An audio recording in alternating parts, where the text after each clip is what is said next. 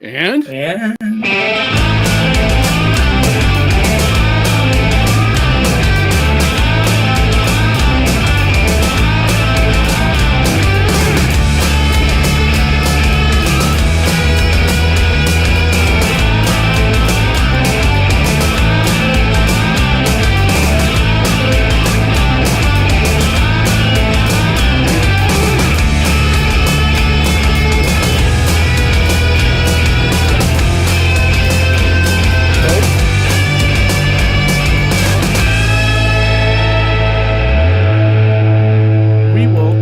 To screw it up less next time, although we can't possibly screw it up as badly as the city is screwing this up.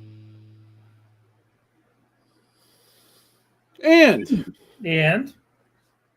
welcome to the This Week in Worcester podcast. I am Tom Marino. I am editor of This Week in Worcester. I'm here with Mr. John Edward Keogh. He is a valued, special, featured contributor to This Week in Worcester. He is also executive producer of Manny J Media. And president of Hollywood Film Group. Hi, Mr. John. Hi, how you doing, buddy? Mr. Unelected Wizard. You showing me up. You change your byline every week, and I'm still persistently irritated. That's okay. I mean, that's on brand, though. You can do stuff. It's also on brand. It's on brand. It's on brand for me to do the same thing and be silly. Hello, everyone. Sorry, we're a few minutes late. We were discussing, we were gabbing, we were being two old ladies. I saw an interview with Manny and the mayor today, and I gotta say that it's like a new Manny now. He's got a full-time job. Yeah, Manny is Manny is I don't know. He's digging in, I guess. I don't know what else to say, dude. It was a legit thing. I also think, I think it's definitely, I think Manny, I don't want to speak for Manny, but I'll just say that I know Manny tried everything he could to do things the way that people, I guess, wanted him to do it. And they, kind of put him in this position where he felt like, you know what, I'm just going to do me. And so I think when he does that, he's actually the best. And so I love that what he's doing. I think he was doing it the whole time, but he tried to do it like in a nice way, I guess is the right way to say it. He wanted answers today, that's for sure. Yeah. I don't think that in the time that I've known him, I don't think he's ever not asked questions. I just think maybe the tonality has gotten a little bit stronger, I guess maybe is the right way to put it. But also he's grown, and it's really based on opportunities, and so I thought it was great. He wanted answers. Did you see real answers? You haven't watched the one with Mo Bergman yet, have you? I haven't. Oh my goodness. I didn't know it existed. I missed it. I didn't know it existed. Yeah, the Mo Bergman one is the one. Sorry. See, the problem you probably have in this in the city is that these people then not want to sit with you. Yeah, I mean, and I don't think that's a partisan divide thing or whatever you want to call it. I think that's, in general. Yeah, I think it's it's good that I feel like the folks that are afraid of Manny are folks that probably shouldn't be in public positions anyways, because I don't know that Manny's ever been super confrontational with anybody. No. When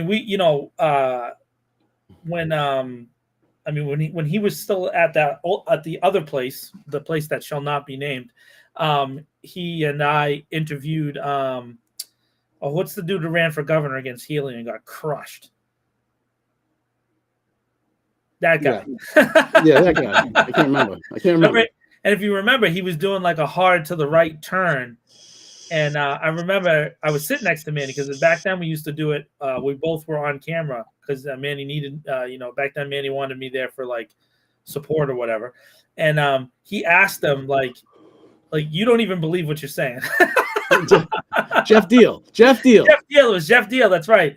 And in the end, he actually got Jeff Deal to give like I think he gave on screen. It was like $200 cash on screen to the backpack drive that we were doing at the time. So Manny definitely put it to him. And then after that, I think he just he feels confident dealing with stuff. But by the way, there's like a movement among moderates, kind of like on both sides, that there needs to be like reporters that never tell you what they support. That doesn't exist. It's complete and utter nonsense. There's no look. That's like this. That's like this 1960s view that to be a journalist you need to be the bastion of objectivity, which is fake. It's a fraud. Right, but not even those 60s journalists were objective. It goes to this Edgar R. Murrow and like Walter Cronkite like theory. Those guys weren't objective. So like it's silly to say that. Now they tried to they definitely presented the news in a different way than we do today.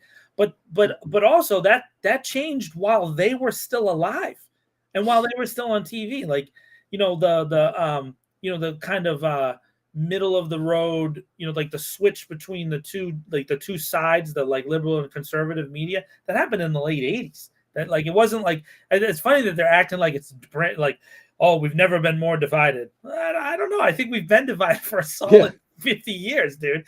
Like it didn't just start the other day. So the Vietnam era, I mean, Vietnam lots of division. Yeah, absolutely. It was wild. People, the Weatherman put a bomb inside the Pentagon, for God's sake. Oh my goodness.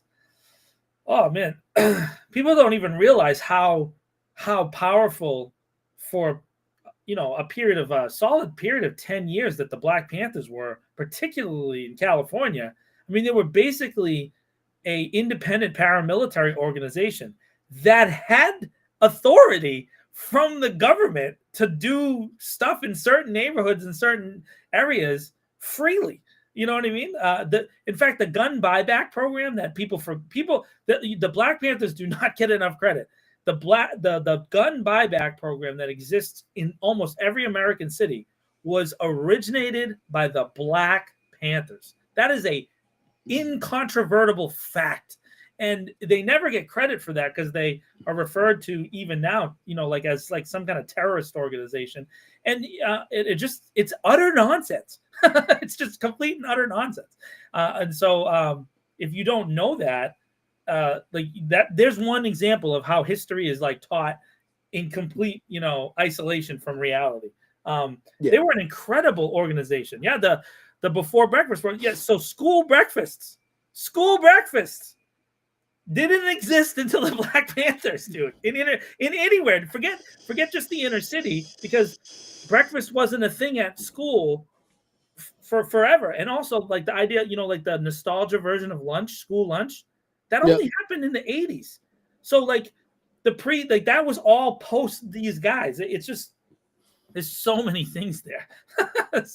No, absolutely. That was also the only time that the NRA came out for gun restrictions on gun ownership. Weirdly enough, it's the Black Panthers. Yeah, that's right. Yeah.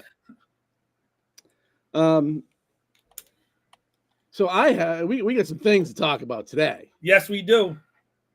Wait, before we do that, can I do something real? Can I do something happy and positive? Because everything Worcester related sucks. So I wanna do something positive. So earlier today, I was in Lowell for the Poe in Lowell celebration, and Poe in Lowell is run by Wicked Local, and Maggie Smith from Worcester Magazine. She started it a couple of years ago, and I got the honor of being one of the Poe readers today.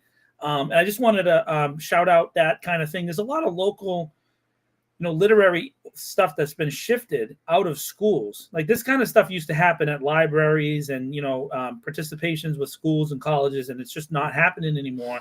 And I want to say this, it's not just because of Trump. It's because colleges have defunded a ton of this stuff in focus more on sports or focus more on, STEM programming. And so the humanities are just not funded in the way that they used to be. And so, mostly it's folks like Meg Smith who does this kind of stuff. So I got to go out there and read at La La Books, which is in Lowell. And they're trying to get similar kind of things here for Worcester. If anybody knows about Lowell, Edgar Allan Poe went there 3 times, and then and also Jack Kerouac was from Lowell, so that they have like a literary community there that does a lot of cool stuff. Worcester has an even bigger and longer history, but they just don't get the support locally that the city of Lowell itself gives to the arts there in Lowell. So, we're hopeful that if we can continue to do these things, that we'll get to do it. And this month, I got to do 3 different readings, 2 of my own poetry and then 1 of Edgar Allan Poe's. And I'm excited about that. And hopefully we can bring some of this stuff back to Worcester over the next couple of years. So that would be really cool. So that's just a shout out to the Poe in Lowell Festival. And you can sign up at Poe in Lowell on all the different social media. If you want to reach out, you want to be a part of that, go ahead and do that now. Yeah, Poe's my guy. And like people, they know the short stories that were obviously very famous, but it's just so much that was good. The greatest American poet. I don't even think that's a question. And also hated by most poets because he sold books. But the reason he sold books is because he went out and read his poems to people all over the country. So I mean, partially why I'm doing this is because if I'm going to, if I want to be known for my writing and known for my poetry, you got to go out and read it to people. And so I feel like the readings that I've been able to do have attracted some people. I've had some friends. C came to one of them. C came to one, and Leanne and Manny all came out when I did the one in Uxbridge. So hopefully, and Sam Caprade came out. I hope other people get to hear that stuff. And then if you are a poet and you are a writer, share that stuff, man. Share that stuff. Okay. All right. That's our only positive because we're about to go down into the. It's about to be. It's about to get ugly. The former mayor and self-proclaimed kingmaker of Worcester, really the leader of the Joe Petty wing of the city council, the man behind the curtain. Well, he's gone full tantrum this week. This is so good.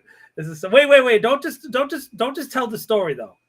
You don't have to tell the sources, but tell the journalism part. Of course. So on Thursday, I caught wind of that Tim Murray had resigned from the board of directors of the Worcester Regional Research Bureau. Wait. Where did you get that from? A source? A source. I don't have those though. You have sources? No, I don't. Ask City Hall. And I so I had this, and I had heard something at Tom Matthews right now. And I don't do that. Yes, do that. Make that fool come watch about your sources that he says we don't have. Go ahead. So and it was, that was firm, and then there was a less firm, the person also heard that he might be calling funders of the Research Bureau. And so I got you helped, and we got it nailed down that it was in fact the case that he had resigned from the board. I did real reporter stuff. I went in person. It was great. And so about 6:00 or so Thursday evening, I sent Mr. Murray some questions about what his objections were, asking what his objections were. Are they factual or political, things of that nature. And I gave him, told him my deadline was 10 a.m. on Friday morning. At 9:30, this individual, because the other words are not fit for air, releases a statement acknowledging that he's resigned. And the reasons in his statement are hysterical. He complained that the board isn't consulted on areas of research or when reports are going to be released. That's not what boards do. But not only that, he specifically he mentioned just this report. Just this report. He didn't say other reports where he felt that way. Just the only report he mentioned in the statement was right. The Civilian Review Board. Right. And so he also said that releasing this report so close to the election is something, unforgivable or something. Yeah. It was not in the best interest of something, him, basically. And he didn't really address if they had held it till after the election, how that's not political too. Or his own statement and decision to resign right before the election. That's being political. That's a super political thing for him to do. So I do have you and I talk about this a lot. I have a little bit of I question his analysis, and I think maybe he's been out of practice, maybe a little bit on the old politics, because to me, you would think that if you just said we don't agree with the report, that would engage the folks that are like pro-police and against oversight, and that would get them excited. But by doing it this way, I feel like at least what I've seen on both the internet, listening to Hank's show, listening to the people who call into Hank's show. Some people who call into Hank's show are deranged human beings, and then watching the comments that are happening on Manny's interviews, and then of course all the political posts that we're seeing. I feel like the people that are pro oversight, and by the way, the pro oversight crowd isn't just the political left. It's not. It's a very wide range of people, and so I feel like those people have all been engaged as if they might not have been paying attention to the election until he responded this way. Yeah, and he also seemed to like throw a jab at funders too, like people should consider, reconsider where their money goes or whatever. So I'm not going to say too much about what I learned today because there needs to be a little bit more work done. But I can confirm that the original information I had and what he seems to say in his statement are true. He is calling funders. He is literally trying to defund the Worcester Regional Research Bureau because he's so upset that a nonpartisan research bureau didn't bend to his preferred political outcome, because that's what it is. He wanted them to hold it because that's what he likes better for his politics, to preserve the status quo that he's accomplished in his 30 years of being being involved in politics in the city. 20% poverty rate and the seventh lowest median household income in the state of any city in the state. He's he's accomplished a whole ton. And now this business lobbyist, and let's be honest, like the Worcester Regional Research Bureau, it represents its members for business interests. He's a business lobbyist. Yeah. And regardless of if he has to register or vote under state law, what he does is lobby in the interest of businesses. Right. And so this person is now throwing his weight around at funders of the Research Bureau, which is been around since 1986 and does good work, produces straight up research as far as I can tell. Yeah, maybe Tim feels a different way because he wants them to bend to the will of the establishment that still for some reason looks to him for anything. It was not that it was it wasn't that it was released so close to the election. It was something that supported the candidates that his super PAC, which is very active right now, running ads based on money largely into some significant degree raised from out of Worcester, business people from out of Worcester. He can put the thumb on he can put his thumb on the scale any way he wants, but the Research Bureau recently releases a report because it was ready, and to hold it is also inherently political. We haven't really covered this, so I guess we started to talk about it behind the door, but if you go back to the city manager's State of the City, which most people only think about that event because of the protests that took place at the event. But if you go back to the State of the City manager says in his speech that he's looking forward to the Worcester Regional Research Bureau's report on the Civilian Review Board. and I was in the room, and it received a standing ovation. Yep. And they also hosted that event, including Tim Murray, and that was in May. So, and by the way, for anybody who wants to know, do you know who hosted the State of the City? Does anybody know? The Worcester Regional Research Bureau. Yeah. And it was in his opening, pretty close to the open. Yeah. Reading from the transcript provided by the city. Thank you to the Worcester Regional Research Bureau Executive Director Paul Matthews and the entire board and staff for partnering with us again. Your nonpartisan research and data analysis has proven critical in breaking down the issues affecting Greater Worcester, including your highly anticipated report on civilian review boards. So that was what day was that? That was May 21st. So May 21st, that's 5 months almost to the day from when the report ended up being released. It's 5 months. Correct. So and their focus was on what, and by the way, the request for the report was in January. Yep. So, and the city manager said at some point, somebody asked for an update, and he said in the fall. Guess where we're at? The fall. So you can't praise it on one side and have an expectation. It still does, Fred. That's silly for you to think otherwise. It's silly for you to think. Anybody who's thinking that Paul Matthews is on the progressive left is an alien. You do not know. It's just stupid to say that. But it's really important is that this report was expected around this time. In fact, if you go back to the city council meetings, they've only had a couple since June, so it's hard to track them all down. But in the few times that this subject came up in the city council meetings since June, the councilors, including Councilor Bergman at one point, said that he was looking forward to the upcoming report from the Regional Research Bureau.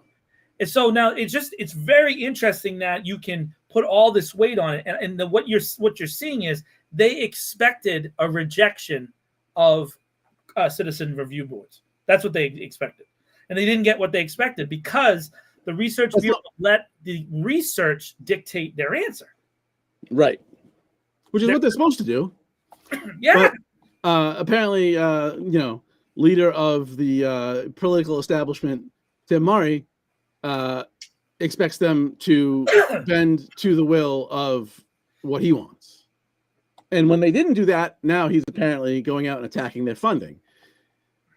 What's next? I mean, he started a super PAC. He started, what he allegedly calls a news source. And he, is he going to displace the Research Bureau and try and scoop up their funding too? Wait, Tom, it's even deeper than that. He's the one who did the vast majority of their fundraising in the first place. Mm.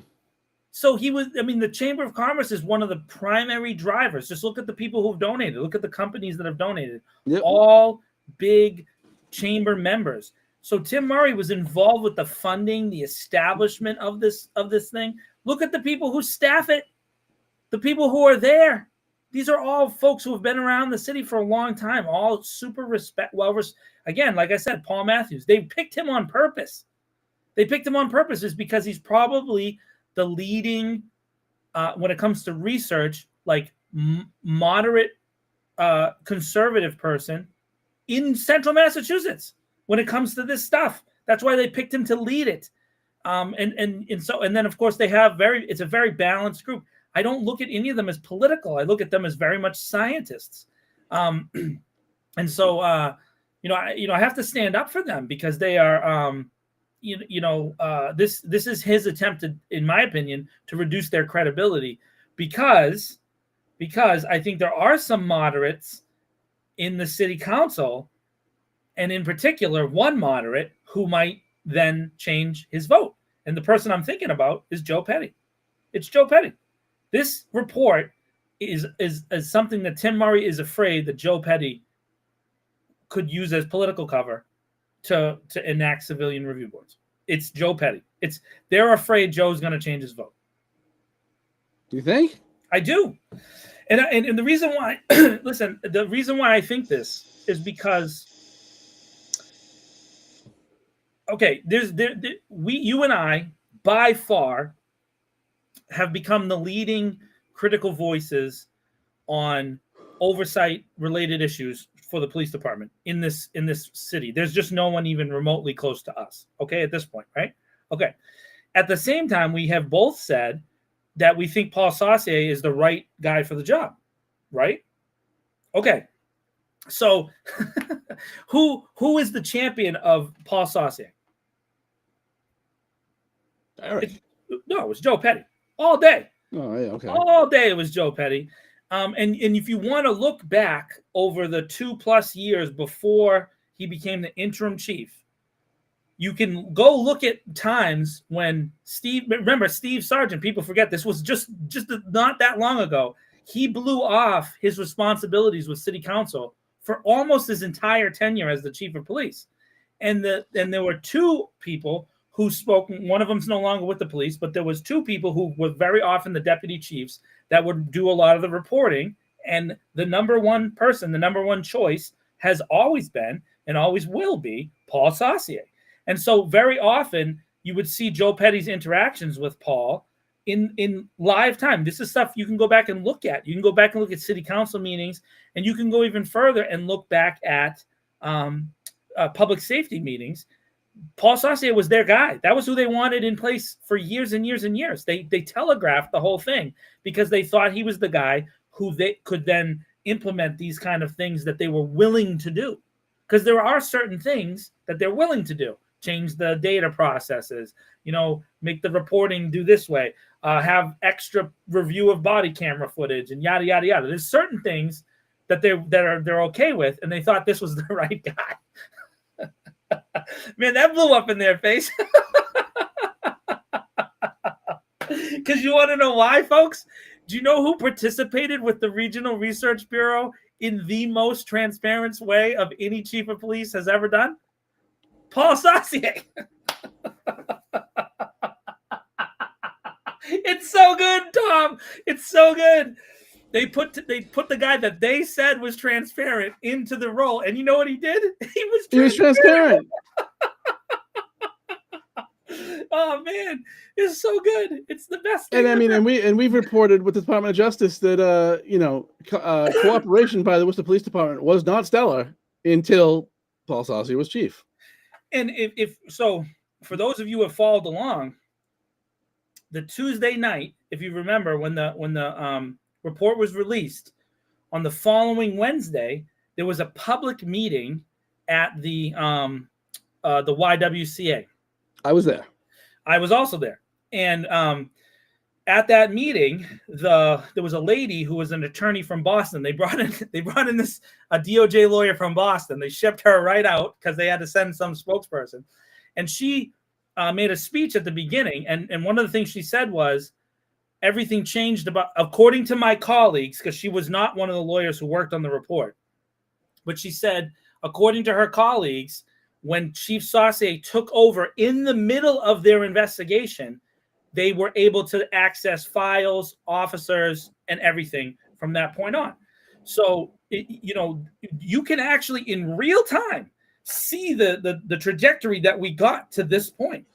I would say, and he might be mad at me if I say this, but former Chief Sargent, if he was still the chief of police, and as I understood it, up until the day before he resigned, he had every intention of being chief of police until he was 65. If he was still the chief of police, we would not have gotten the DOJ report. It wouldn't have been done, wouldn't have been finished because they wouldn't have had the data. And we probably wouldn't have this Regional Research Bureau report because it was requested by the city council and the city manager unanimously, by the way. It was a unanimous vote, Tom, 11-0 for this report. If they were told it was going to, well, I guess they voted before they were told, but they were told at some point that it was going to be ready in the fall. That's correct. That's correct. So, and it was, by the way, remember the timeline, guys. You got to remember, this was before the December 18th meeting that wasn't a riot. This was before the protests in February. It was before all that. was before Counselor 2 stopped attending meetings. This is all happening a long time ago. So they can't erase the record, but they want you not to remember that they all voted for this. They all voted for this, and if you go back and listen to their statements back then, Kate Toomey, Mo Bergman, Donna Calorio, Candy Merrill Carson, George Russell, all of them were like, we're looking forward to this. We know that the Regional Research Bureau will be fair. We know that they do great work. They've done great work for us before. You can't have that happened this term. That happened this term. They are on the record this term saying that they believed that this organization was the most fair and the best organization in Central Massachusetts to be able to pull off this kind of report. And now they're trying to tell you, no. Don't let them do that. Hold them to their feet to the fire on that. Hold their feet to the fire on that. Yeah. And so I think, and from, what I understand is, saying things about, the executive director's personal life and just absolute child tantrum. So, I mean, I don't know if Tim wants to go down that road.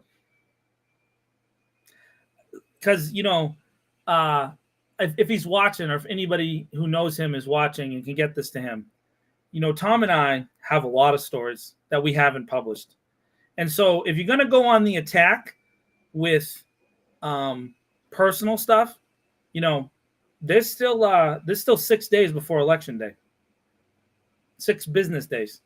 So, I mean, maybe there's pictures, maybe there's videos. I don't know. I mean, maybe there's stuff that we could go, if you want to do that, we could do the same thing and then let it shake it all out. But so for those of you who listen to this and actually care what we say, or even those of you who hate us afterwards, this guy, he's going to go on a personal attack now too, on top of it, against a guy who's a good guy. Paul Matthews is not just a good guy. I think he's an ethical man. And I think that this decision that he made is 100%. He put himself on the line. He for his people, and you have to respect. That's the kind of guy you want to lead anything. That's willing to do that. The willing to put and look, don't think that this was ready the day it was put out. As with any of these reports, they send it to the administration. Administration gets a review, give feedback, make objections. There's always edits. It doesn't mean it compromises the content, but if something is an error or whatever, right? That's typical. They had the equity report, the racial equity report, a good 2 months. It was dated 2 months before they put it out to the public. Yeah, because there was a fight about it internally. Yeah. And so, from what I understand, this was only, they only had this a couple weeks ahead of time. Yeah. But this wasn't a surprise to anybody when it dropped.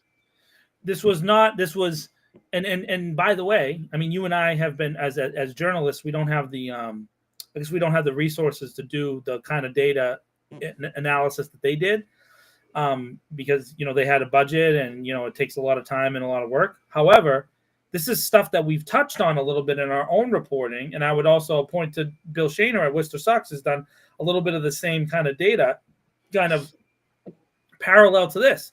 And it turns out, for example, Mo Bergman has been making statements to the Telegram and Gazette since 2015, saying he would never accept a civilian review board. Since the earliest one I can find is 2015. So, and then Manny asked him that during the interview the other day, and he confirmed, yes, I've always been against it.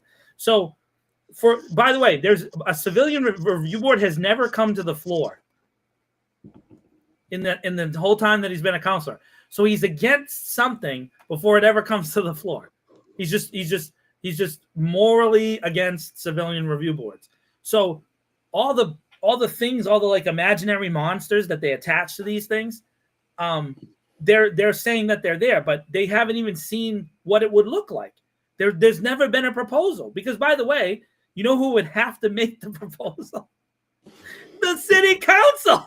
So, but they wouldn't. They'd farm it out to the city manager to do their job for them.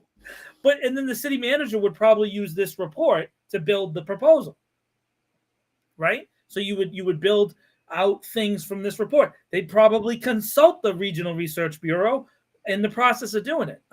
So again, obviously, all this is related to charter change, and there being an opportunity to look at the city charter and expand and open and have conversations about this. So it's a much more broad investigation that needs to take place across all levels. More and more, Tom, you and I have talked about this a ton of times. I think that my preference would probably be a combination system between a civilian review board that makes recommendations, but an inspector general that has the ability to do independent fact finding. Because Post doesn't. That's not true, Fred. You're dead wrong. Yeah. Let's make this really clear. And I realize that there's multiple city councilors that keep repeating this. Councilor Toomey ran to the Mass Live and repeated this as soon as the report came out. And I think she even says in the article, though, that she hadn't read the report yet. So, to her credit, or in her defense. But let's just be really clear. If you ask Post, is the intent of your agency to replace local oversight? Their answer is absolutely not. It's on the website. Go to the Post website. It says that they're not engaged in local oversight. Mo Bergman referred to Clyde Talley being on the local Post board, but there's every major city has people that go to the annual meeting thing, or you went to one of these bigger meetings, and they can submit certain things to the board. But the board itself is an independent commission that is appointed with police. They have some insight into that, right? So it's not like these people. It's not like they're appointing me to the Post and creating that civilian oversight that way. So no, you're 100% right, Tom. Post does not have oversight authority. There's two ways they can get into an investigation. One, they take referrals from the police department. So that's through BOPS, through the police, kicks it out to Post, right? And then the second is through civilian, civilians can make complaints. Now, this is not, I'm not going to be saying that I know the statistics the way that the Regional Research Bureau did. They broke it down excellently. But Post's estimate is that they only review 5% of the things that come to them from the public, because they have a very small group of people and they're handling the entire state of Massachusetts. So they can't possibly review every complaint from the city of Worcester, which is in the thousands and thousands and thousands. Because as we've seen, for example, I don't know if it's in the thousands. Well, okay, let me just give you one example, right? There's several Post reviews that were initiated by civilians that the chief of police and the BOPS thing found to be, not hold any water, right? So I don't know how many of those complaints ever even make it to them after a series of people complained to them and no one did any investigating. That's what I'm saying.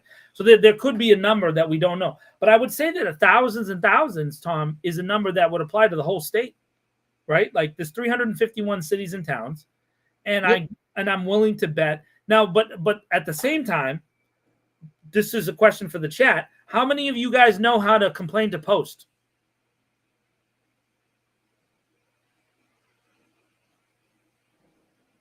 Does anybody know how to complain to Post? To make a complaint?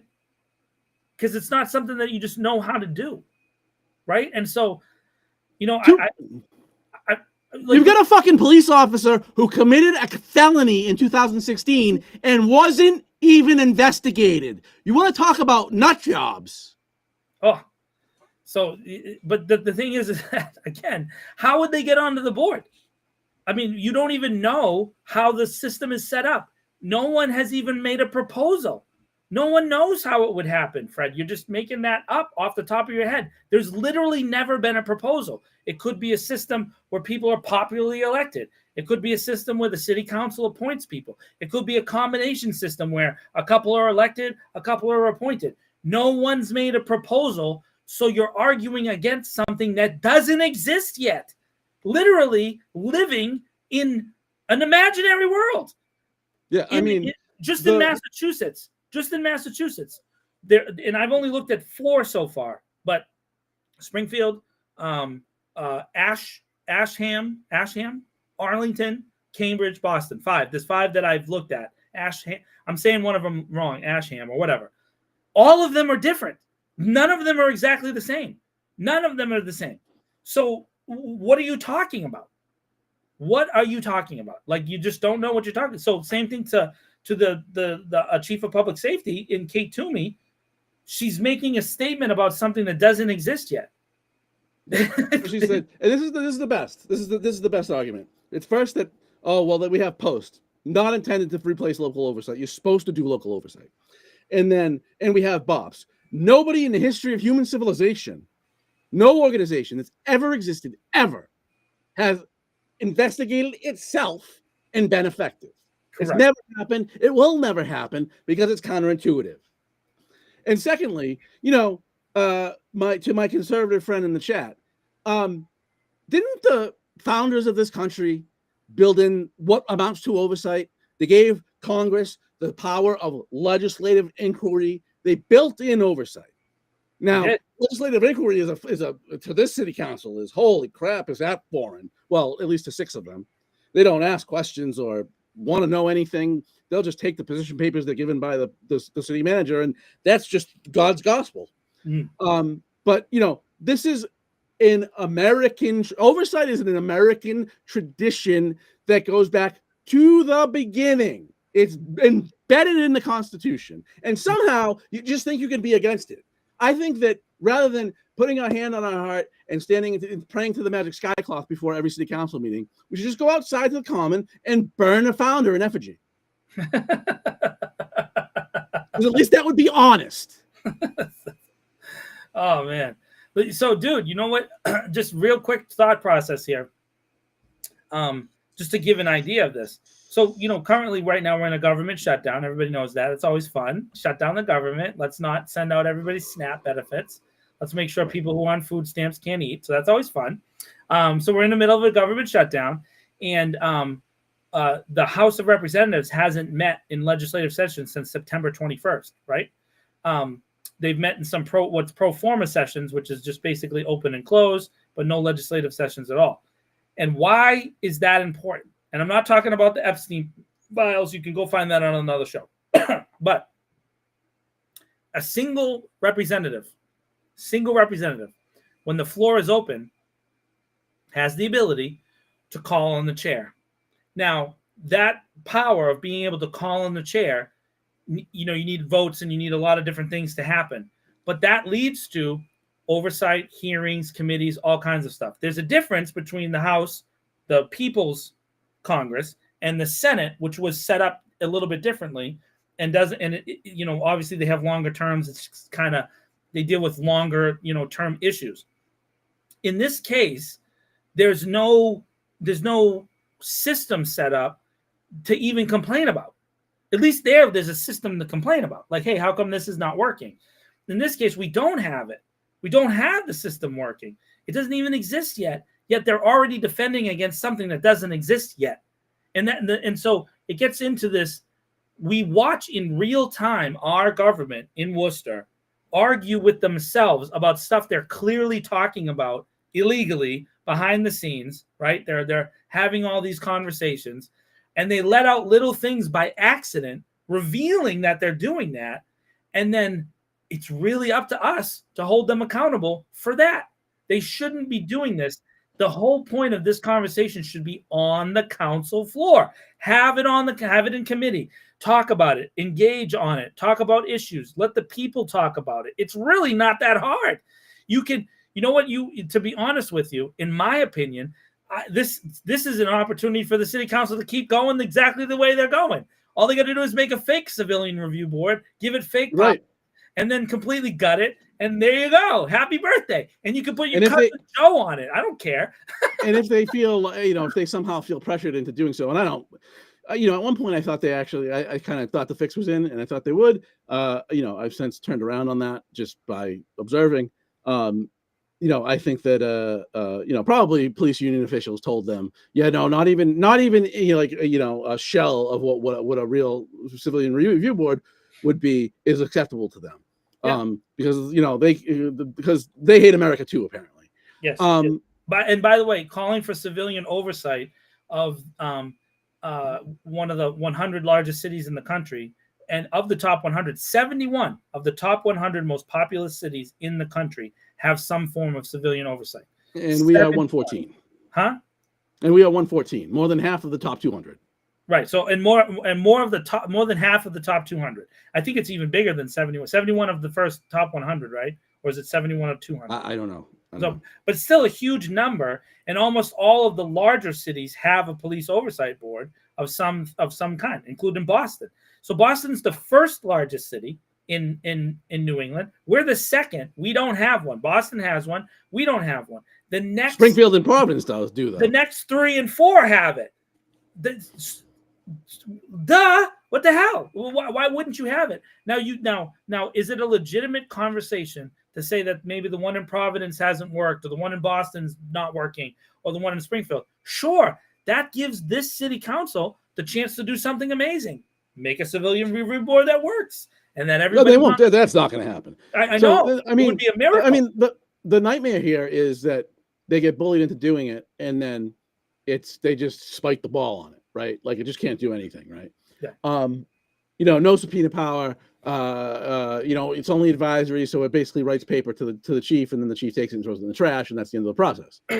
I bet they're having that conversation now. It came up in the chat. Look what happened to the HRC. They illegally gutted the legal authority by charter that the HRC has. By the way, that they lost a lawsuit on in the 1970s that led to the reorganization. And I can't figure out when it was passed, but since the 70s, I don't know. I haven't found it yet. Like I got the old versions of the ordinances. But at some point there was some language added that says, and subpoena power with the assistance and advice of the city solicitor, which basically strips its subpoena power. Yeah. Because that just allows the city manager, solicitor works for the city manager can just say no, and that is the end of it. And then it has no independence whatsoever. Yeah, and some version of and that's the crazy part. They didn't even want to have conversations going on.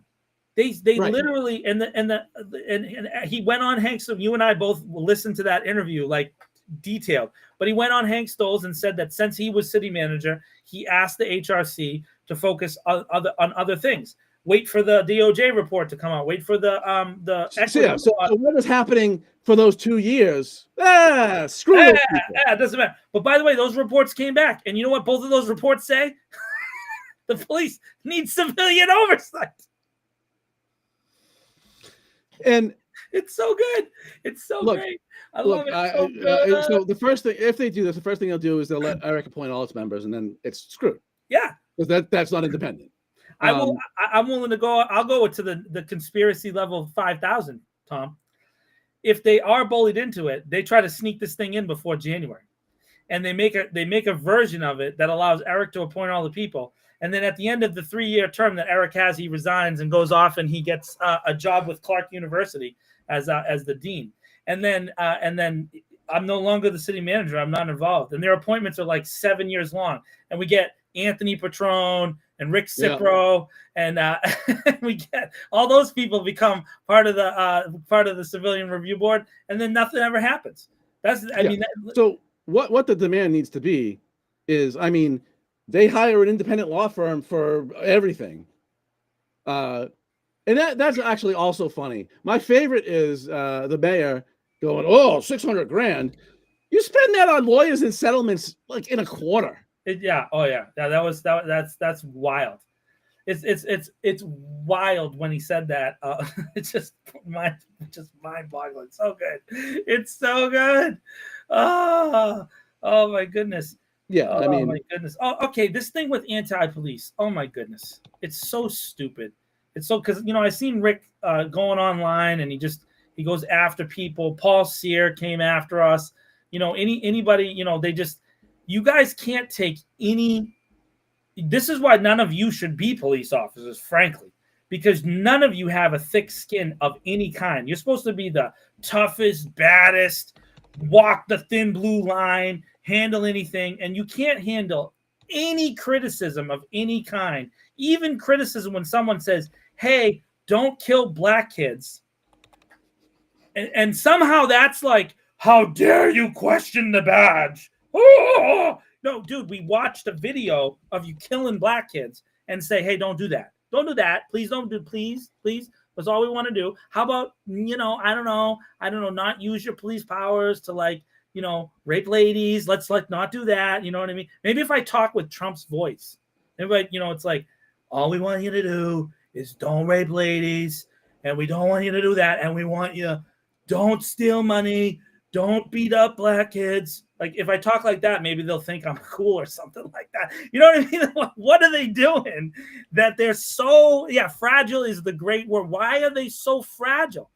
On one of the comments, Paul Sear was like saying to me that like this is the slow de-evolution of policing and they've been taking away everything from us. And I have to say to those police officers who watch our show and then talk shit about us behind our backs because you're too cowardly to say it to my face, right?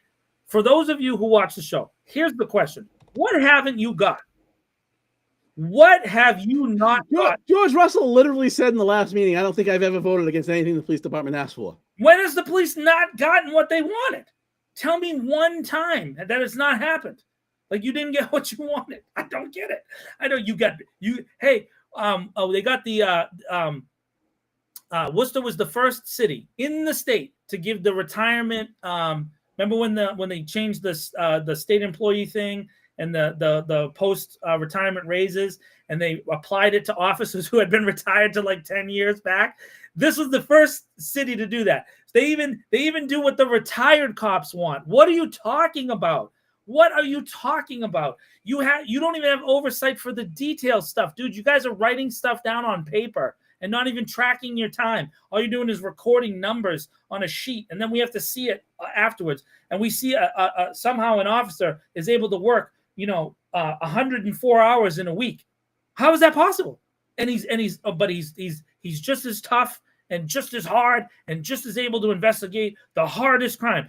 By the way, you got the city manager, Eric Batista, all his entire term, the mayor and Paul Saucier saying that this is one of the safest cities in America, one of the lowest rates of crime.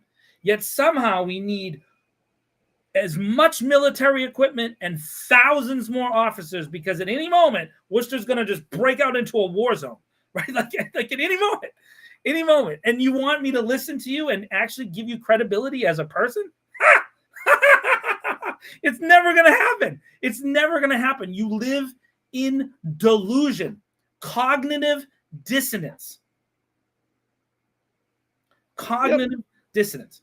And they want drones. They want drones that don't even exist. They have Kate Toomey and Mo Bergman arguing for drones that don't exist in the world. Remote AI-driven. They even had the city manager in on it. Eric Batista was like, yeah, these things are operated by AI and they just pop out of a building and go to that's never happened. What are you watching Minority Report before you go to the city council meeting? What are they talking about? Oh my goodness. Whew. We need some precogs, Tom. We need precogs. Yeah, and it's so good. And so, have you ever watched The Boys? You know the show The Boys? No. The superheroes, they kill everybody, all that stuff? No. Let me tell you. You watch this show, there's a character called Homelander who basically is a superhero that just kills everybody. They would want that dude if it was possible. They would want that dude. They don't even know that show is making fun of them.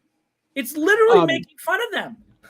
So I mean, if they do this, they will just spike it. And so the demand needs to be that they outsource the design of it to somebody that knows what they're doing, because they've never learned anything about them because they've just been fighting against it. Because their job is to preserve the status quo, because then, police union officials support them. And then when the police act a fool because there's no rules, then they pay settlements out from taxpayer money. And it's like they get to finance their campaign with taxpayer money.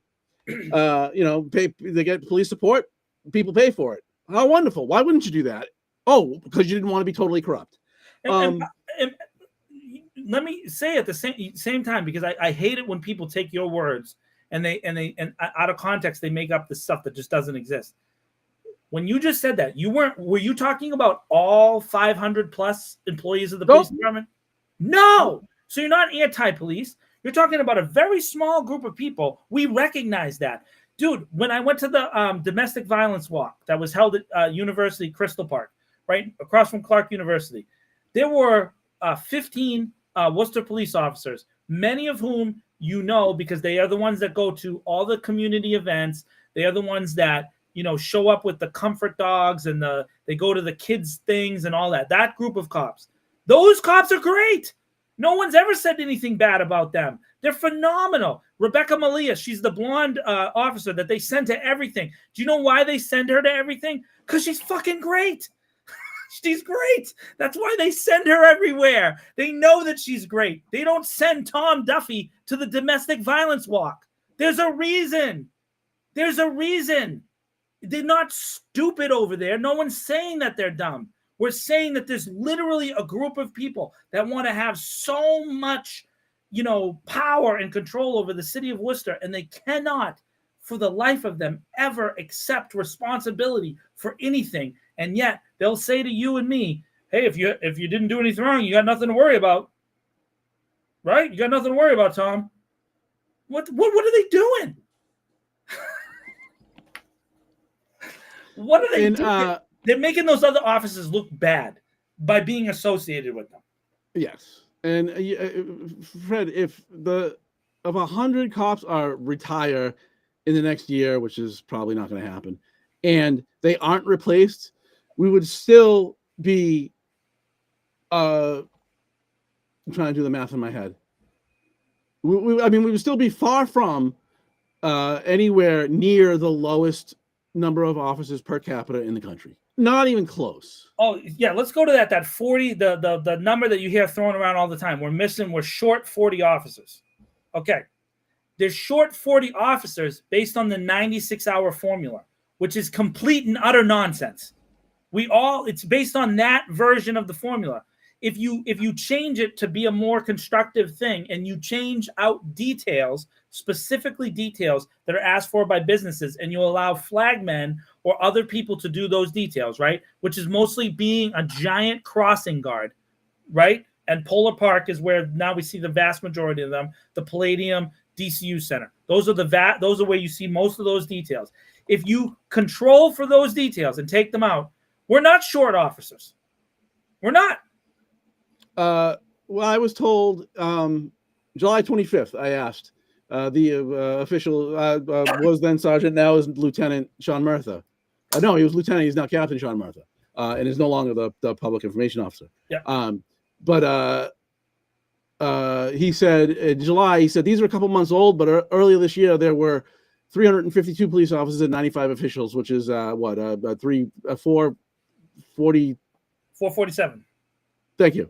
And they were budgeted last year for, I think, 458 or something. So this idea that they're 40 officers, they were for a few off. They are basically off the number, unless there's been just a wave of retirement since July.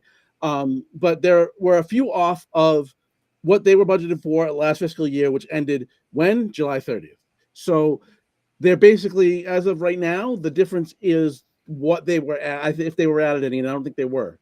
Maybe they were. No, I think they were in the new budget. So, they're not even, that is a thing from 2 years ago. And there's a number that's based on, I'm assuming it's based on the pandemic, right? So like the pandemic was reduced funding levels and all this other stuff. And so then the jobs were contracted. But these are funded positions, Tom. They're not hired positions, right? So this is, okay. So how many, if you were to really look at it, how many of those jobs, are in flux at any given time? It's a normal organization. So just like anybody else, you might not have someone who works 20 years. Maybe they work 6. And also it's 2025. We live in a world where the gig economy has changed everything. right? So, well, I mean, well, you can, and this is never given consideration. Of course, it is always as anti-police sentiment. That's why they go into a different police department. Like a lot of those are transfers. People are going to, they don't feel the need to work 87 million hours a week and try and make 300 grand. They go to Sutton or Holden, where there's obviously less nonsense, but there's less nonsense inside the department. Like, it doesn't have such a bad reputation. Doesn't have half the city that thinks that they're crazy. Right. Also, there was another story. I forget who it's by. There's another. I got to find it again. But there was another writer that said in Central Massachusetts, I think it was like 16 or 17 chiefs of police in Central Massachusetts are former Worcester police officers. So they also leave for another reason, Tom, upward mobility, where in the city of Worcester, it's been very difficult because of the civil service system, right? Because the city just recently opted out of the deputy chiefs, and the chief being out of that out of civil service. A half measure that was gutless. But it was for very many of those officers, there was a cap. They couldn't ever advance. And so if you work 20 years in a job and you realize you can't advance anymore because there's people that are just in the way, what do? You start looking for another job. It's normal. It's complete normal. And so what happens is you go look around the towns in Central Massachusetts, you find former sergeants and lieutenants and captains and deputy chiefs of the Worcester Police Department, because there's upward mobility in smaller departments. Just is what it is. Plus, often when you work in Worcester and you go work in, and I'm not trying to say anything bad about Hudson, but let's just use Hudson as an example. It's not like Hudson has the mean streets of Worcester going on, right? They don't have to face as much in Hudson as they do in Great Brook Valley. And so often those officers have much more experience and are able to talk about things that officers who grew up in Hudson can't, right? So that's a normal process. It's not abnormal to see that kind of transfer movement. It's not abnormal. It's just not. Yeah. So, and by the way, the estimated $600,000 cost of, I just did it's not an exact number, but the budget $985 million in sum this year. Of $985 million, that is 0.6% of the total budget. That is 6 cents for every $10,000.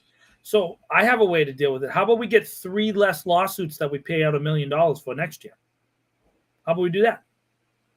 I don't know. But so I don't think they're going to do this at all, because they've been ordered by their owners to toe the line. Ordered by their owners. Yeah, I mean, they're basically order takers. Like we could just go get some local high school kids that are currently working in Wendy's and have them show up every Tuesday and just do what they're told to do. And look, 4 people show up to that meeting every Tuesday with a conscience, and 2 of them are you and me.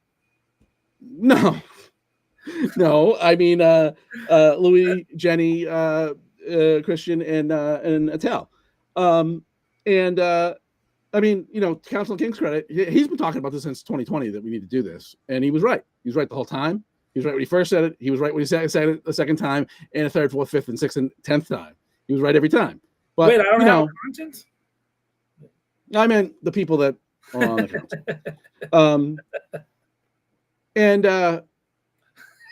I mean, look, the way I see it is you could. So I actually don't want to see this happen because I think they'll spike the ball, right? I think they'll spike the whole thing. I would like to see, and I said this many times, an inspector general probably do it for 0.5% of the budget, 0.5% of the budget, and have a real staff and real investigatory powers. But you'd also have to, make it, put it in an ordinance and have to. And actually, the patrolmen's union contract has lapsed, and they're currently, I'm imagining, negotiating because it's lapsed, and they're operating on the old contract. That's true. But I mean, you would have to. I mean, and this is look, it's very simple. But you'd have to get that lying in the course of an internal investigation, use the perjury standard in the course of an internal investigation. The penalty is 1. You're gone. Bye-bye. That's it. Bye-bye. I don't think, but they'll never do that. I know. You know what the penalty is for lying? You can't lie on a police report. But what's the penalty for lying to an internal investigation right now? If you lie to bops, No, absolutely nothing. Yeah, I don't think the city manager has the guts or the fortitude to stand up for that in the contract negotiation. No. I just don't think he does. I don't think he has the ability to. In his defense, though, he has 6 city councilors that won't want him to. Oh, sure. But I also think that it comes down to if he's a man or not. And to me, in my opinion, if he can't stand up against lying in internal investigations on official documents, then again, it's, to me, that's a disqualifying an act. And so if it's not in this contract, then he shouldn't have his job. And so there's a couple things that I would like to ask the city council to do before the 6 of them vote this down and throw it away. And they will vote. I think that's what they're going to do. Yeah. One, invite a representative from Post to appear virtually at a meeting and tell them you only need them for 15 seconds. And just ask them one question. Is Post designed to replace local oversight? Just ask them that question. They'll never do that. No, because they know what the answer is. They're liars. They're lying to the people of this city. Yes, they will never do that. So I went to the I have other asks. Hold on. I have other asks. And then they have these televisions in the chamber, right? And we're on TV. It's on TV. So let's all, as a city, everybody in the city who's watching and everybody in the chamber, let's watch the Rizzuti tape and let's listen to his grandkids scream in terror. And then, Mr. Mayor, you look in the camera and you say those officers were found responsible for doing nothing wrong, and there's nothing to see here. We don't need any oversight. And then put on the beer garden tape, and then put on the Agaya tape, and then we'll just, let's do like 5 of them of these, that you paid out millions of dollars in lawsuits. And then lastly, just read 4 sentences from Judge Hillman's decision in the city's appeal to overturn the jury verdict in the Cosenza civil trial. 4 sentences. It very clearly states, this is the judge writing, police officer said this in the criminal trial. He said this very different thing to the same question in the civil trial. That's called lying on the stand while under oath. Yeah, one to the other was lying. It's very so and that lie he told was about the most important piece of evidence in the case. It led to the conviction. Yeah. And then tell the people of the city that wasn't a wrongful conviction, like people in city government continue to hold out. And he still works for the city. He still works as a police officer. He still has and he can arrest your kids today. He can. And then, Mr. Mayor, you look in the camera and tell the people of the city that there's nothing to see here. Everything's fine. No oversight needed. You do that, and then you vote for it. I'll at least respect you. So we didn't talk about this before the show. So this is cool. So I can surprise you with something that's fun. So at the Public Safety Committee meeting, I was there, and I had a lovely time. It was very nice. They were talking about the drone report, and specifically Deputy Chief Davenport. He doesn't have. Is he reading reports in the Public Safety Committee? Man, that's weird, man. It's almost like this has happened before. Anyways, Deputy Chief Davenport was reading the drone report. He was taking the place of Chief Saucier on this particular day. And as he was reading the report, the public safety chair, Kay Toomey, she very, very graciously opened the floor to questions from the public. And so I, of course, having covered the drone story for many, many years and working with Tom, who also has covered the drone story, got up and I asked some questions. And one of the questions I asked was, the committee should be asking the deputy chief about the report the deputy chief had in front of him that was written to answer the questions. It was not in the official record because the public safety chair didn't enter it because she often forgets to enter in information that is. I had a source, Tom, imagine that told me about that report before I went to the public safety meeting. And I knew that on the second page of that report, and this is great that I'm doing this live, that it had a whole entire description of what's called Overwatch. And I got up and I asked the public safety chair to ask him that question what does it mean for the drone to be involved in what's called overwatch? Okay. And the reason being is it's important for people to know, what are they using this drone for? It's floating up in the air while they're doing a raid on a house. How does it affect anything upstairs? Like, what's it doing up there? How does that information, is it taking pictures? Is it looking down onto a roof? Is it taking body heat signatures? How is that information being relayed to the people inside the building or whoever the commander is? So you could go back and watch this on City TV right now. Go back to the Worcester.gov and watch it. I asked this question, and Public Safety Chair Kate Toomey says to Deputy Chief Davenport, I would love to ask that question, but I don't think you're prepared to answer it. And Deputy Chief Davenport actually said, no, I am prepared.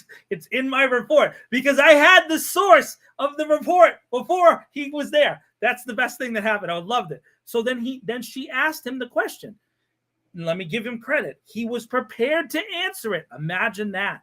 There's what's called, what, Tom? Public accountability and oversight. I did the Public Safety Committee's job for them. I was more prepared than them. We're saying they're not doing this work clearly and distinctly. So asking for a civilian review board would be asking for that information. By the way, if you go watch Chief Davenport's answer that he read, it was actually a good answer. It made more sense now. I get it. The information is relayed to a command person, and then the command person relays that if it's needed. That's it. Out of the 8 incidents, including the one that was at Polar Park during the baseball game, of the 8 incidents talked about, that only happened once. So then I asked a further question, and Councilor Bergman brought this up about how much per incident how much did that cost? How much does it cost to deploy the drone? Because it's not in a line item, something that the city is now doing. So I don't know that drones don't cost more than you and I have reported on in our city right now, the 2 drones. And as far as I can see, Officer Brian Green is the training supervisor over the drone program, and there are 4 officers currently certified to operate the 2 drones. That's what I can see. So it seems like anytime they're called, it might be overtime. That's how it looks, but I'm not sure because it's not broken out separately like you've done in the past. I don't know. I can't answer. So they asked that question. Chief Davenport agreed to bring a report and report back on that. Yeah, will the report ever come is the question. I don't know, but at least he said it. So then now as a public, we could follow up. Hey, when's that report going to come? Yeah. Same time that the written report on what's true in the DOJ report comes, which is never. But so I shouldn't be doing, what I'm saying is you and I shouldn't be doing that work. Well, according to Councilor Toomey, she's not, she doesn't have the power to do oversight. That's not the thing that I asked has nothing to do with hiring and firing, which is what that's what she points to. Yeah. All I'm asking for is how do you deploy this technology that now Councilor Bergman and Councilor Toomey are publicly advocating for an expansion of on the floor? Why? So we have 2 drones. They want to have 10 more drones. That was the number no, Councilor Bergman said 10 drones. Yep, that will be a multi-million-dollar annual program. No, but he said that each drone will only cost $3,000, which is hilarious. Which is hilarious. He says we're talking about like $30,000. Yeah. And it would save the life of some person that the Worcester police officer can't get to in a car, right? There's an imaginary person that's died or is going to die, and the drone can save it. The drone can save it, Tom. And we got to get the robot AI drone out there as fast as possible. And it's only going to cost $3,000. And that's it. It never costs anything ever again. It's just one time, and you get an AI bot forever. That's how it works, according to Councilor Berg. Yep. Yep. That's why the city that Councilor Toomey mentioned in her asking for this report, their program in the 3rd year went to $1.5 million for just that year, just the 3rd year. And then they removed it as a line item. So you can't really see without, doing a FOIA or whatever. By the way, I want to say this. I was able to find a place where robot deployed drones exist. I found it. I actually found it. I did the research, Tom, And it turns out in the fourth Jason Bourne movie, in the fourth Jason Bourne movie, there's a drone that's a robot. And it's able to provide real-time data to the secret super spies in the Jason Bourne universe. You know what the best part is, Tom? Jason Bourne hacks it. He hacks it with a cell phone.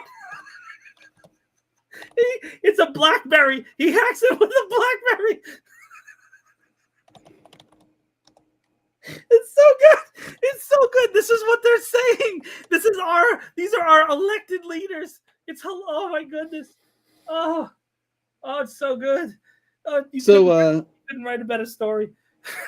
So to close this topic, Tim Murray wants to defund the Research Bureau. Yes. Oh, they want to know who you're typing to.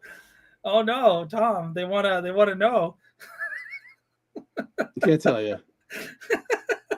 I am not plotting anything. Was someone sending you stuff during the show? Were you getting live information? Are sources? Wait. You don't have any sources, so I don't even need to ask that. No. Just ask the city manager's office. The city manager. Here's something. The city manager said AI would run the drones. It's hysterical because that does not exist anywhere in the country. Doesn't exist. He said it on the floor. It's in the record. You can go watch. Someone please go cut that and make it a meme. He said that you can fly them with AI. It's gonna go right. It's gonna save a kid. It's gonna absolutely save a kid in the woods. Meanwhile, when people freeze to death outside this winter, they'll just try and cover it up. It's so good. It's so crazy, dude. I can't believe this. I'm so sorry. I'm so sorry. I'm sorry we live here right now. I really am. I'm so sorry. I'm sorry. So, on to the Monfredo files. So, man, this is great. If you aren't aware, if you didn't read the story, I forget, chapter 42, I think, 97D in Massachusetts law specifically says that reports of rape, sexual assault, and some other crimes like household abuse or whatever is not public, but shall be made available within reasonable time upon request by the victims counsel, prosecutors, and some other people, advocates and such, right? So Heather, who alleges that John Monfredo sexually abused her from 1991 to 1994, she requested those files, and then I wrote a piece last week that she had acquired legal counsel that had sent a demand letter to the city saying she's been asking for this for months, and they produced those records.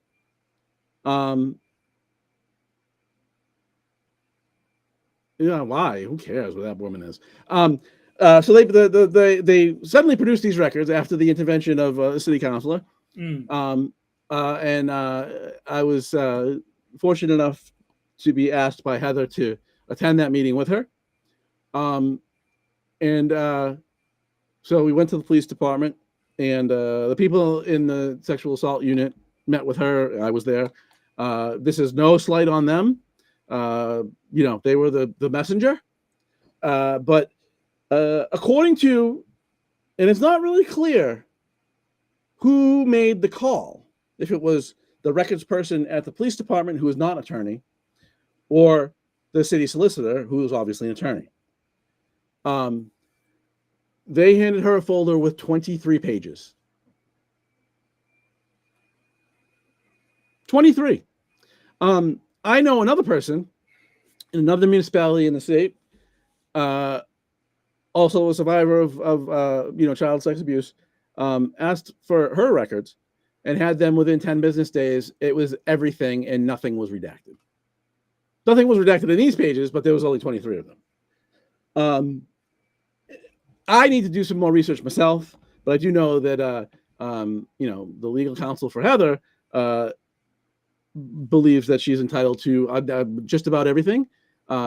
especially, this should reach, according to him, if I'm understanding his interpretation correctly, that this would reach up until you would impact somebody else. So if there's another alleged victim, for example, you couldn't know that, right? So that would either be redacted or withheld. Right. But anything that relates to her case, from the way I understood his interpretation, and no, it's not a very big file. So I'll do some reporting on what's in the files, and it wasn't nothing, that's for sure. That is for sure. What is interesting, and I'll just I've only read through it once, and it was a tough read, let me tell you. And I haven't read it again. I just got them Friday. But there is, I believe it's August of 1998. There's a narrative written by a police officer who was present at the district attorney's office when Heather was questioned, and it was basically a deposition. August 1998. She reported last day of 1996. This individual was suspended from his job in January of 97 and was back on the job in April of 97. Before her meeting with the DA. And Superintendent Garvey said that he received a memo or a letter from the district attorney's office saying that they weren't going to charge. Well, why was the district attorney still deposing her well over a year later? Oh, I can tell you that. Because they knew. And the next question is, now you have there was a 50. This all started with a 51A, which is a notice to DSS of something happening, right? And that 51A was sustained. How does a principal with a sustained a 51A was sustained by DSS? Whoa! How does this man get back inside of school with a sustained 51A? I don't know. I mean, this is part of the reason why DCF is even called DCF. This was part of the. Whoa! This is like way bigger than. This is part of. Is it ever? I mean, this is part of why. I mean, we've actually seen these cases already. This has happened already in our region. Part of the reason why DYS doesn't exist anymore and DSS doesn't exist anymore is because they were doing this. They were this was not just priests, because everybody focused on the Catholic scandal, but there was multiple teachers and multiple foster parents that had credible 51A sustained that were put back with children that led to wow, this is absolute epic nonsense. That's crazy. You can't be a teacher. You can't get a license again in Massachusetts with the 51A today. You can't. So that is my understanding at this time with the limited things that we have. I will also say that there is a very detailed statement that's crazy. Given by a custodian at the school where this alleged to have happened. And the idea that there was no opportunity for that man to be alone with that girl does not seem, I mean, on 23 pages has already likely been destroyed. That's wild. So I don't know how much I'm going to say about what's in these files. I'm going to give it some thought, because what we really want is what she's actually entitled to, because then we'll know how many witnesses there were, what kind of things that those witnesses were saying, and so forth. So, I mean, this is a conversation I'm having with with Heather and the team of folks around her about what we're going to do with this information at this point. But well, that's 1998 is after the Fells Acres case. It's pre-priest though. I mean, and nobody cared about this shit before the priest. That's the bottom line. Everybody, I mean, this was the whole state changed in the early 90s because of this stuff. How could they do this? How could they be so stupid? They have to know that this is coming for them. There's some of those still work for the DA's office now. No, I don't think so. Yes, I know. There's several DAs. There's we'll talk about this afterwards. But that's bad. That's really, really. I can tell you right now, one person right off the top of my head that I know that was there. And also have information that it was Conti himself that made the call that this was not going to go forward. This is crazy. This is way worse than I thought. Way, way worse. Not that it wasn't bad to begin with. This is the whole purpose of the 51A is to give them a legitimate reason to say, hey, listen, we can't take a risk to put you with kids. Oh my goodness. So even churches don't do that now. They did that then, but even churches don't do that now. So and they put that man back in school, in elementary school. They let him read books 2 years ago. Yeah. So that's where we're at. I'm not sure what in these files, will be made public as of yet. Because like I said, the whole story here, we want to tell the whole story. However, I can assure you that, I don't want to say that. I don't want to say that yet because I haven't talked to everyone involved. But there will be some stuff about this. I'm just not exactly sure what. But it's probably worse than I anticipated. As far as, the crimes that were committed are, I can't even. Bleh. But you have to do this story all the way. You just have to. It just. Yeah. Oh yeah. No. It's just. It's not about if. It's about when. Because I'm fairly confident, and I'm going to do a lot of research about this week, and talk to some attorneys, head of attorneys, and others. But I'm pretty sure that this interpretation of their interpretation of this law is just disgustingly backwards. I don't know if it's intentional. I'm not ready to say anything like that yet. But it would be. It appears to be a gross misreading of the law. It's crazy. And so it's hard.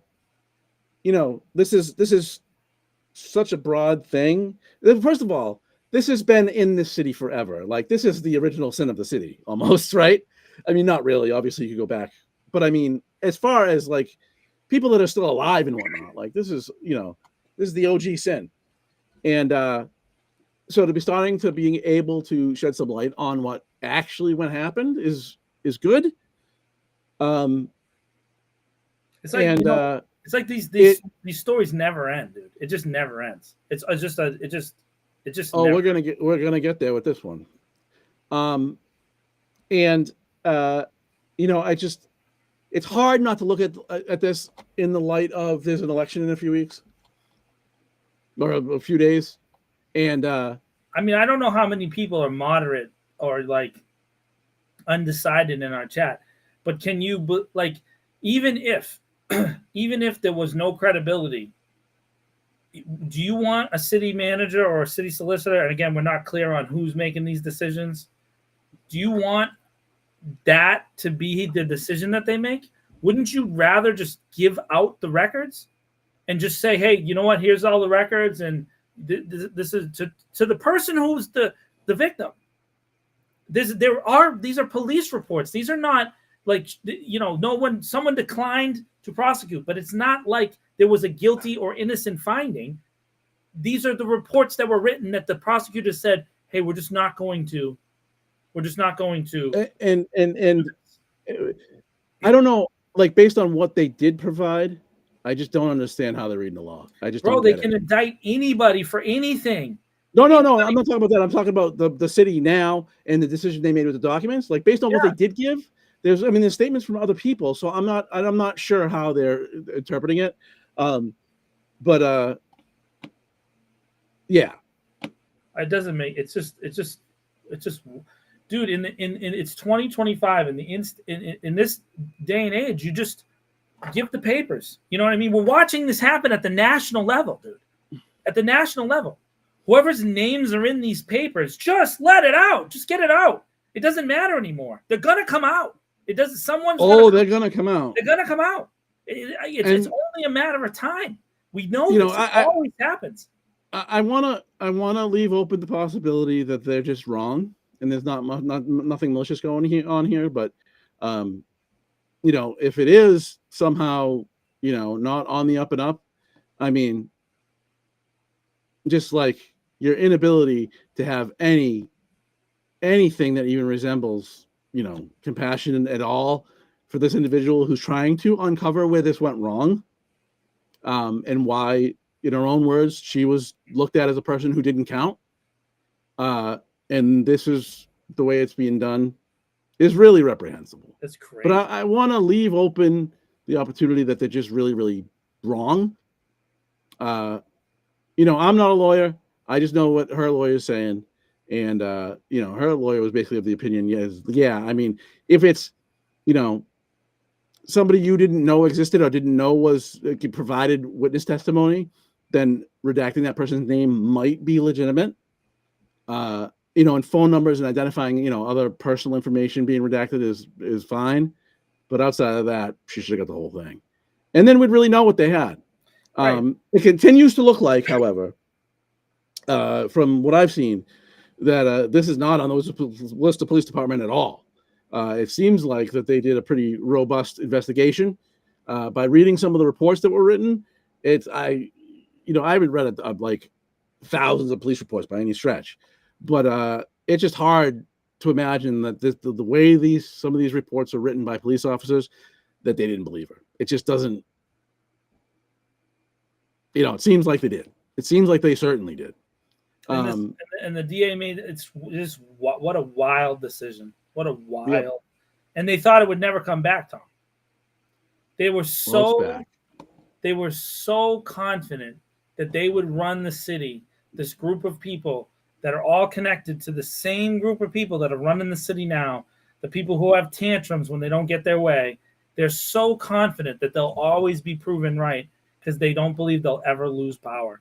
They truly, truly believe that. And it sucks because I want to believe that a week from Tuesday is going to be different. It's not, but I don't. I do want to give. So, given I was in this meeting, I do want to give Sergeant Justin Bennis and Detective Diane Patient from the Sex Crimes Unit, the Special Crimes Unit they call it. I did see that there are some people in the city that are actually trauma informed. They were, being caught kind of in the middle. Like they didn't make this decision, right, on what to give her. They were just the messenger. They were the one that had to go deal with it. And naturally, there were people in the room were unhappy. I was unhappy. Heather was certainly unhappy. But given a horrible situation that they were put in, these two Worcester police officers, incredible, amazing. Really, like wow. It was nice to finally see at least somebody gets it over there. A few people at least.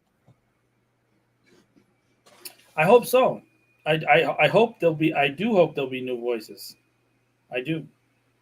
And I hope that I didn't harm both of those officers by giving them credit, because I don't know, maybe they'll be looked at negatively now because I said it, but they were amazing. I mean that the delusion of some of those people, if that's if you have officers, I mean, again, this is proof of who you're saying this all along.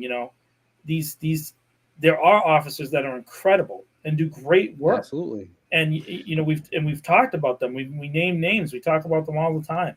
And those are the people that the city council doesn't give a shit about. Yeah, they don't care about those officers. They don't care about them at all. Yeah. The two, because they're just covering for their union bosses. And look, I don't even blame the unions. That's what the union should do. But you need to see people in the city that have a spine, and we don't have that. But even the union should be unrelenting in advocating for their members. That's their job. Right. But to me, when that relentlessness meets spinelessness, it turns into 50 years of chaos. But the unrelenting shouldn't be to protect officers who are committing crimes. No, I don't think they see it that way, but they don't see it that way, and that's the issue. That's the. I mean, there's some real diehards that. I mean, you just can't explain their perspective besides that they think it should be legal because they did it. Yeah. And you must comply. You must comply even if they open their fly. But then we have women that did that, and that goes back well before 2018. And they went to the police station and were run out of there. This is years ago. And then they went to City Hall and they got this. You're lying. So. Yeah. There's always a time, man. There's always a time. There's cameras and there's speakers and there's microphones in a lot of places now. Yeah. So, but the city council would rather, fight to prevent oversight, which only helps the officers that need oversight to continue to do whatever the hell they want. And I agree with this chief. It's different. Sure is. He's holding people responsible. But like one of two things is, I think I said this last week, one of two things is true. There was no sustained use of force complaints for a decade. And then there was 2 inside 7 months. So is the police department getting worse because all of a sudden there's sustained use of force complaints? Or was the city council asleep for a decade? And the answer is city council was asleep for a decade and remains asleep. At least 6 of them. Again, 4 of them show up every week, I believe, with a conscience. It's sad. But I saw it. I actually saw, they like to say things a lot. Just like at City Hall, they love to say transparency, but they don't do any of it. The chief said quite a bit about, being trauma informed. Well, I saw it. It does exist. So these 2 people were absolutely incredible. In a really tough spot for them because they're just delivering bad news. Yeah. So that's the update on that. So I really hoped that I wouldn't say anything about this today because I was too busy, writing what was in the files. But that didn't quite happen. Yeah. So they continue to make this young lady continue to fight for what she's entitled to. Is at least my interpretation. And if I'm wrong, if I find out this week that I'm wrong about that, I will certainly correct myself, but I don't think I am.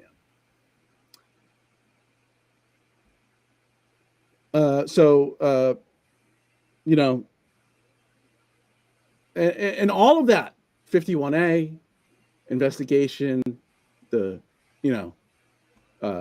and somebody that was can't tell us enough that they were in the school system for 46 years couldn't find out anything. Didn't know anyone where they could find out what really happened there.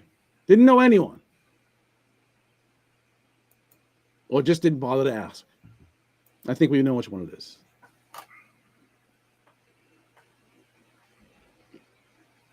All right. I want to go home. But we will get to the end of that rainbow. Oh, will we?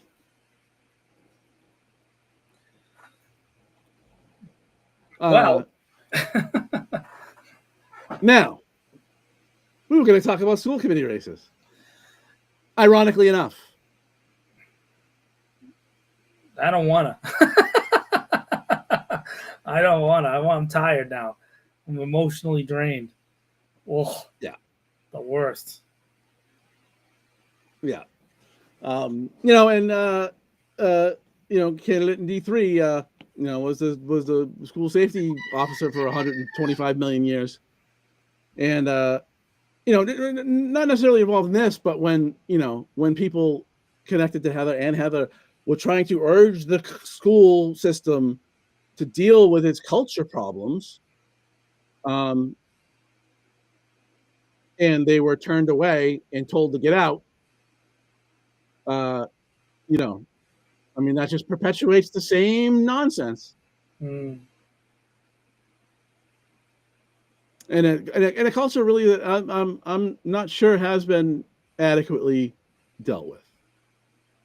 I mean, I don't know of any initiative inside the school system to really start talking to kids about what they're experiencing.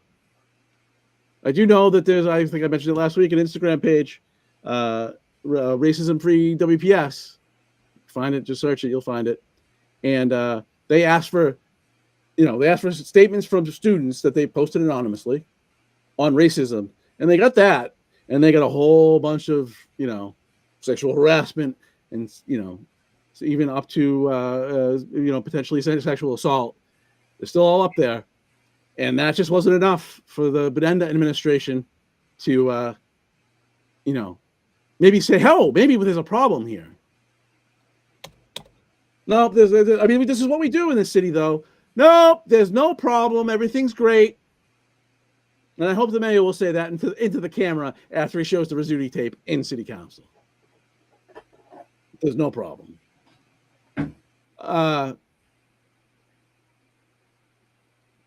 So here we are.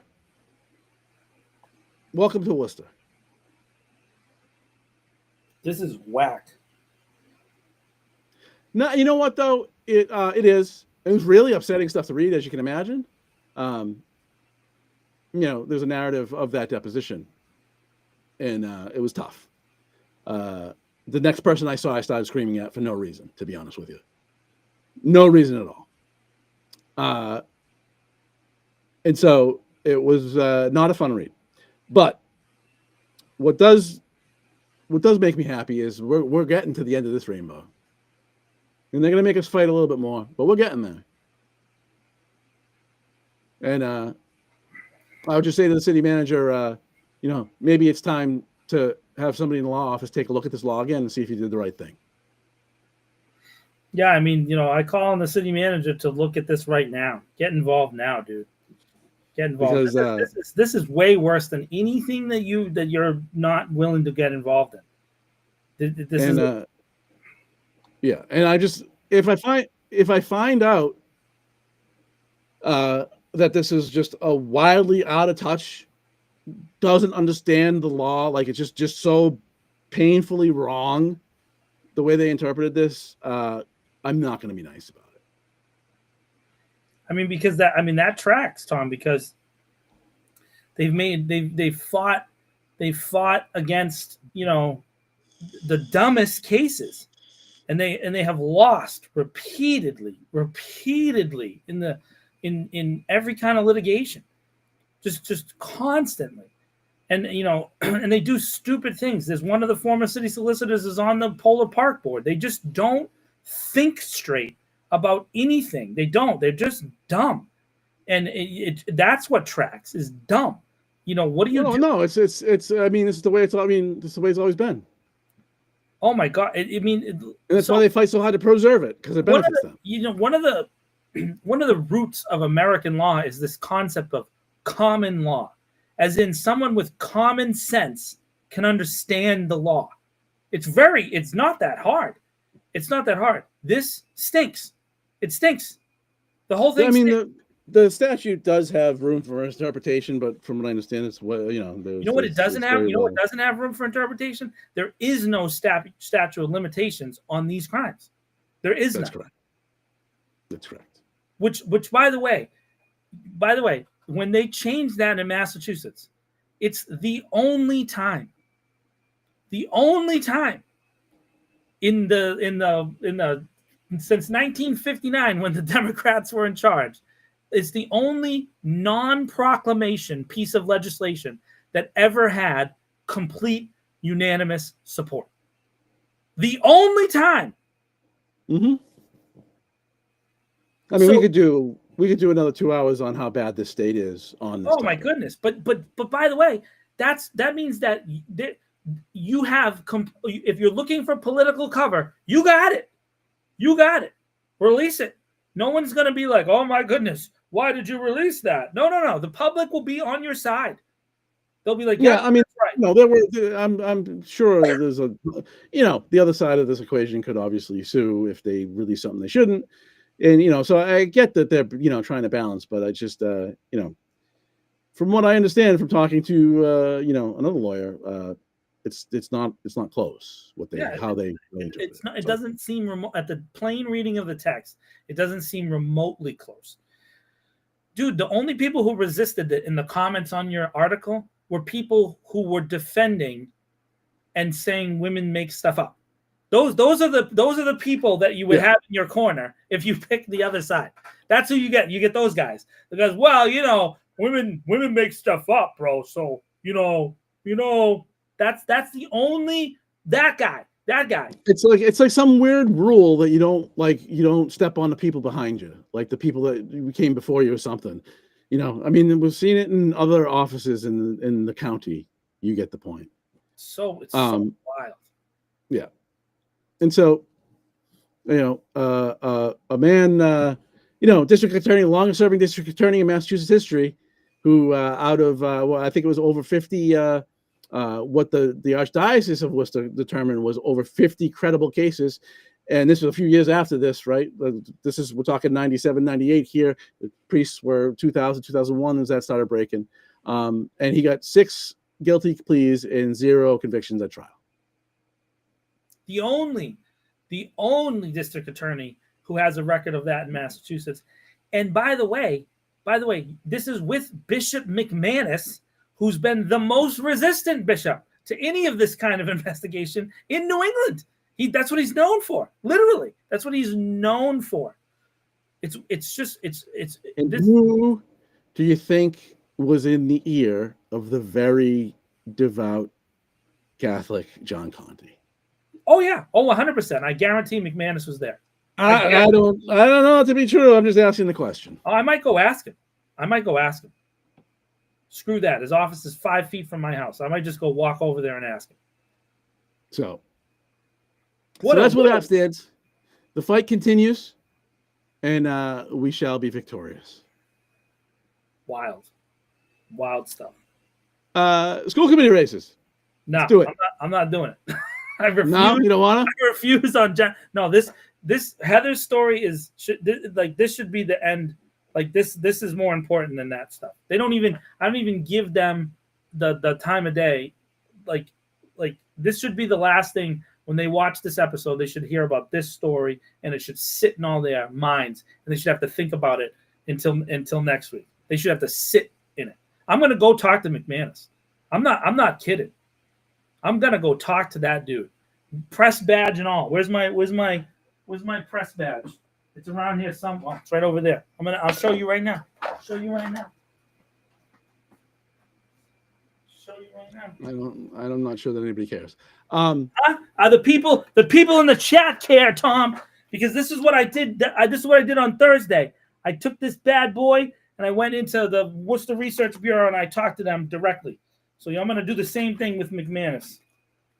Everybody let me in with that little plastic thing.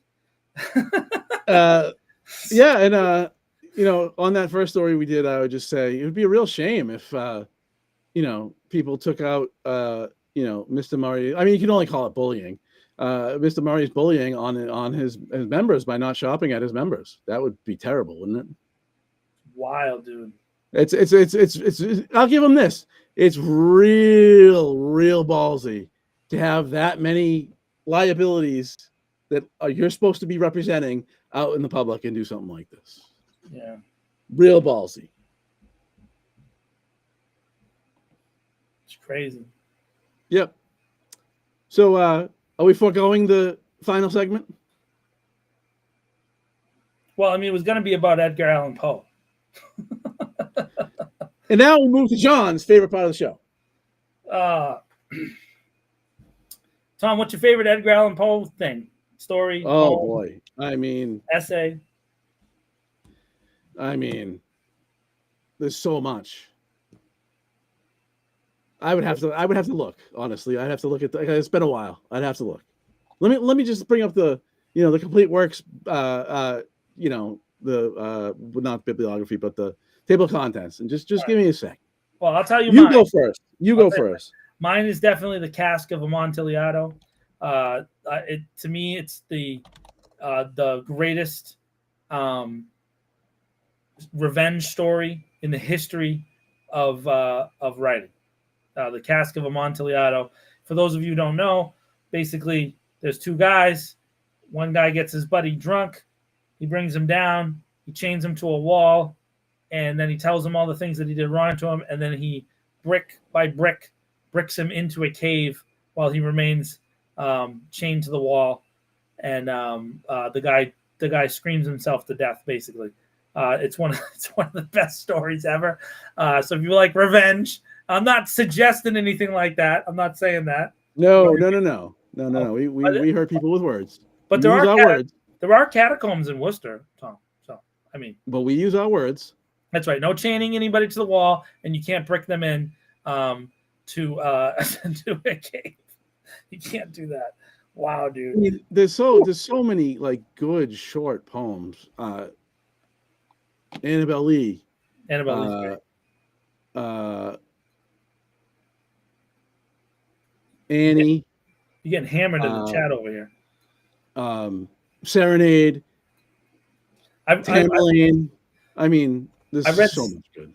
I read Silence today. That was the short story I read. Silence, which has the crazy hippopotami in it. If you ever read Silence, Silence is wild.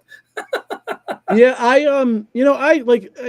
read all the stories and then like later got into the poetry. Yeah. Because naturally you like introduced usually to Brave and a Telltale Heart, right? Yeah. And you're like, oh, this is different. And then you explore all that and you're like, oh wait, the dude has an endless library of poetry. So I like later on became much more interested in the poetry. But I mean, Thou Art the Man is amazing. The Sphinx is amazing. There's another one too. I don't see it. I can't remember it.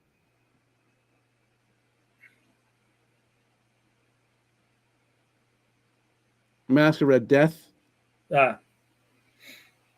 So I mean, I just can't. I mean, if you're gonna force me, Annabelle Lee, but I mean, there's just so much that's good. Probably inspired, I mean, basically all of modern like horror writing, in some way. Dr. Raphael. I saw her, oh God, 10 years ago at Foxwoods. She was the best. She was the best. I didn't even go to school and I've heard about her. She was amazing. Because she would scream at you and then just like turn back to the board and just snap out of it. She had a PhD and she was in high school. She actually gave a shit. Oh man. She was the best. Which means Maria must have got yelled at. If Maria thinks she's the worst. Yeah, I remember exactly where I was. And of course didn't get a number or anything. I was like, oh my God. Yeah. Maria probably got caught necking in the quad, and then that's probably why she's mad. What are we, 1950? Necking. Oh, it's so good. I watched the clip on it was I forgot his name. I did this again once on the show before. The roast comedian, old school. Died a few years ago. Don Rickles and Jesus, the old singer, Italian guy, all connected. Him and so Rickles and Sinatra on the Tonight Show. Old, I saw it on YouTube. Old clip, and he tells the story. The story has been told a million times, but like goes over to Sinatra and he's Rickles is there with a girl. She goes over to Sinatra. They're at a restaurant. He says, "Hey, when you leave, come over and see me, right?" And the way Sinatra framed it was, I'm trying to make out. That's just what it reminded me. Like, what are we in 1950? And then Sinatra. So the end of the story is Sinatra walks by the table. He goes, "Hey, Don, how you doing?" And Rickles looks at him and goes, "I'm trying to eat over here. Will you leave us alone?"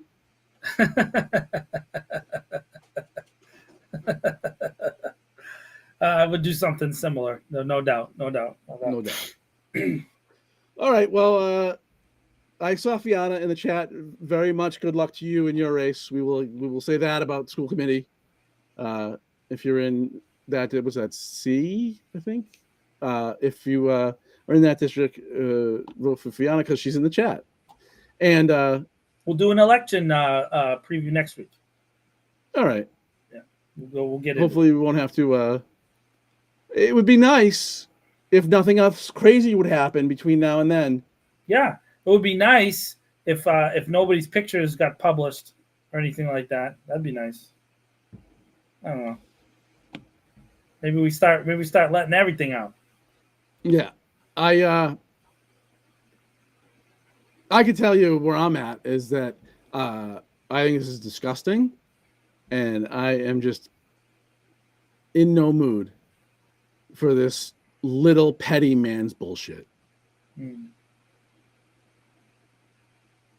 Yeah, you know, and then maybe next week we'll talk a little bit about the history of Worcester, like economic history, since I don't know, like 1994, when a certain person, and see how the city's progressed in the 30 years since. We're in the third Renaissance since then. Yep. Viva la Worcester. Yeah. With the neo-lib brain rots, economic policies and how that's benefited no one. Maybe we can get a minor league basketball team. As long as it's not mine. We got the Worcester. As long as I don't have to do it. We need a stadium for the majors. Basketball stadium. Anybody? What's to say about the debates? Next week. We'll talk about the debates in the election preview. Yeah, and actually, here's a final point. How about the mayor saying his big solution to decorum issues in city council is we're going to make people stop saying dirty words? You wonder why, when the example is so blatant from the city council, we just don't care at all what the state Supreme Court says. You wonder why cases like Aguirre, where a cop just decided he didn't want to be videotaped, or didn't want to be recorded, and rips the phone out of his hand while he's sitting in his car. Why should they care about the federal Supreme Court when the city council doesn't care about the state Supreme Court? That's the example you set, that this is your country club and you can do anything you want, and it rolls downhill. I like that I get to make that point. Ooh. All right. We're done. 4 minutes ahead of time. I hope you all have a great week. Keep cheering me on in this pursuit of the truth of this very deeply covered up story. And make sure you vote, although we'll see you next week where we will try to screw it up less. Oh, yeah. The D5 one I'm covering at 6 p.m. and then Manny's covering the mayors at Mechanics Hall. Oh, there's another mayor's? Yeah, there's another. There's a Mechanics Hall one, hosted by the Worcester Regional Research Bureau. Why does the mayor protest? I mean, Tim Murray's maybe he protested. Yeah. Oh, and voting is open at the library, the downtown branch, until Friday. Till Friday. Yeah.